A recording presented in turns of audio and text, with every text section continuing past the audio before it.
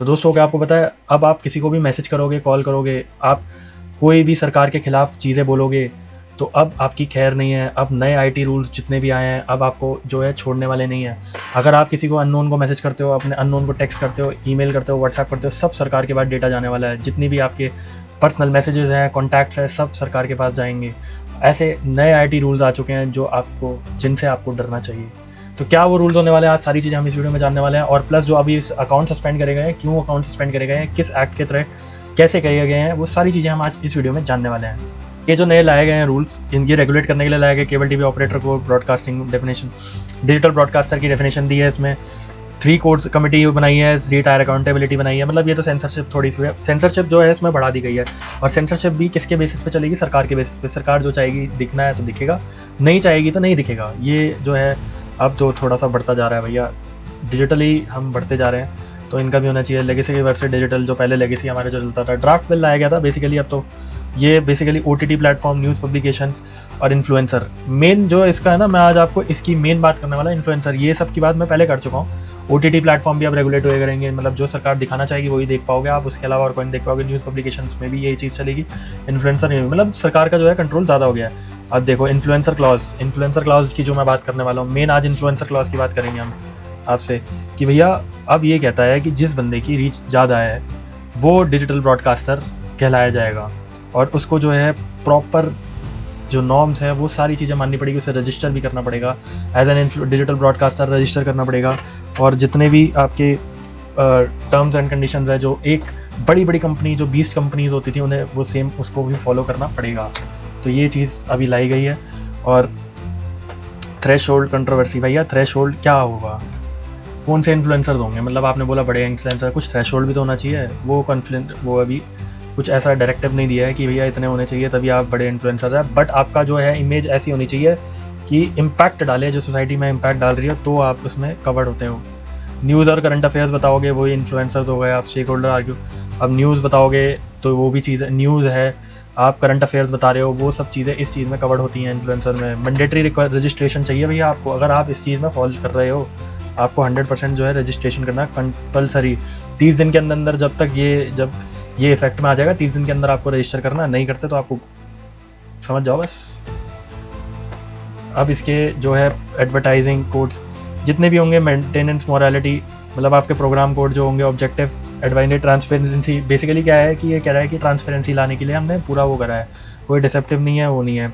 अब क्या हुआ है, टायर्ड ग्रीवेंस रिड्रेसल बनाया है। मतलब इसके लिए कि आपका कोई भी अगर आपको दिक्कत होती है या कुछ ऐसा लगता है तो इन्फ्लुएंसर को अपॉइंट किया जाएगा ग्रीवेंस ऑफिसर, जो हैंडल करेगा डायरेक्ट कंप्लेंट को डायरेक्ट हैंडल करेगा।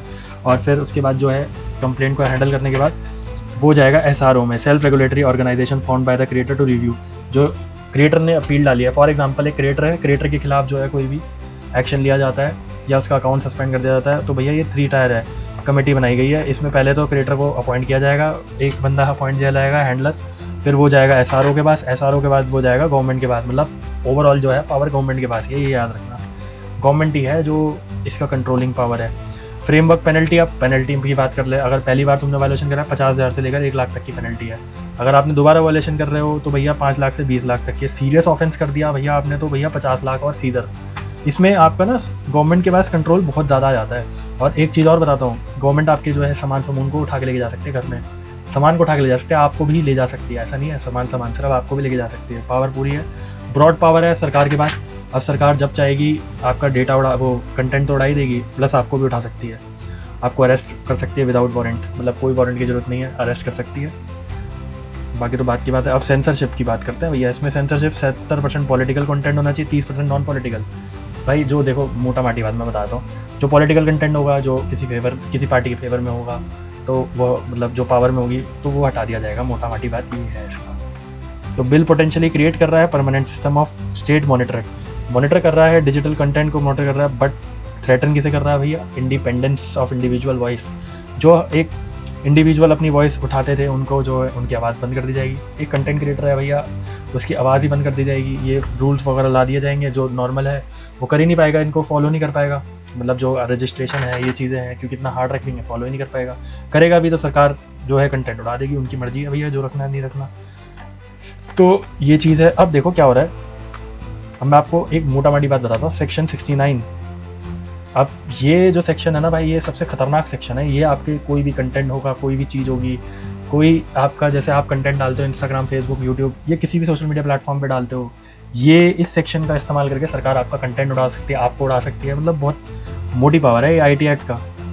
और लीगल फाउंडेशन है इसकी सेक्शन 69A। 69A कहता है जो एम्पावर करता है सेंट्रल गवर्नमेंट को, डायरेक्ट एजेंसी, इंटरमीडियरी, कोई भी इंटरमीडियरी एजेंसीज होगी लाइक फेसबुक, आईएसपी, कोई भी होगा, इंस्टाग्राम, फेसबुक, यूट्यूब वगैरह जो भी होगा, वो ब्लॉक कर देगा पब्लिक एक्सेस उस इन्फॉर्मेशन का। फॉर एग्जांपल आप कंटेंट डालते हो यूट्यूब पे, आपका सरकार को लगा भैया ये तो हमारे खिलाफ बोल रहा है, मतलब सरकार को लगा, वो आगे आएंगे पॉइंट्स मैं आपको बताऊंगा, लेकिन सरकार को लगा भैया ये वाला कंटेंट पब्लिक इंटरेस्ट में नहीं है, तो उड़ा देगी इस सेक्शन का इस्तेमाल करके।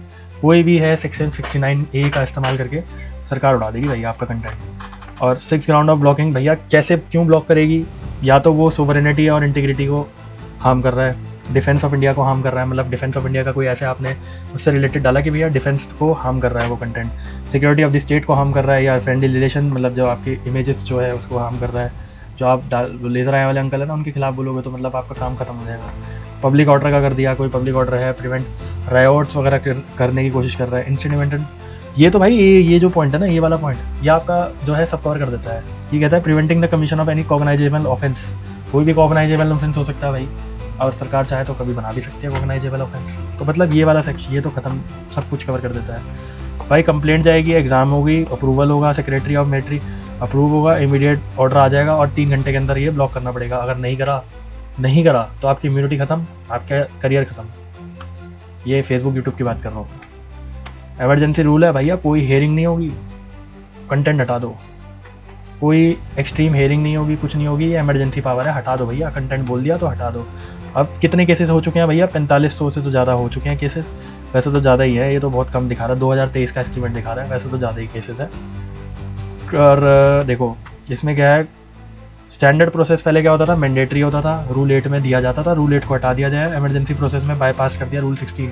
मतलब अब डायरेक्ट आपके पास नोटिस वोटिस कुछ नहीं, सीधा पानी। हेयरिंग का नहीं भैया, हेयरिंग बाद में सुनेंगे, पहले तुम्हारा कंटेंट हटाओ पहले।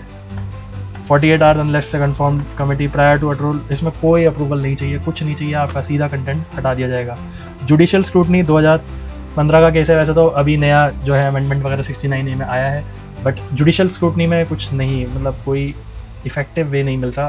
किसी भी इंसान की जो है पर्सनल लिबर्टी है, मतलब कुछ बोलना चाह रहा है तो उसकी वॉइस को दबा दिया जाएगा, फ्रीडम ऑफ स्पीच को दबा दिया जाएगा। ये जो सेक्शन है, ये सबसे खतरनाक सेक्शन है आईटी एक्ट का, और इसका जो है सरकार बहुत भरपूर इस्तेमाल कर रही है। आजकल आपको सुनने में मिल रहा होगा काफ़ी सारे अकाउंट सस्पेंड कर दिए गए, इसी एक्ट के तहत ही सस्पेंड किए जा रहे हैं। बाकी ये कुछ था चेंजेस जो कुछ आए हैं, बाकी एक ड्राफ्ट और तैयार हो रहा है सरकार की तरफ से, मोटा आटा ड्राफ्ट है, आपके ऊपर पूरा कंट्रोल रहेगा सरकार का।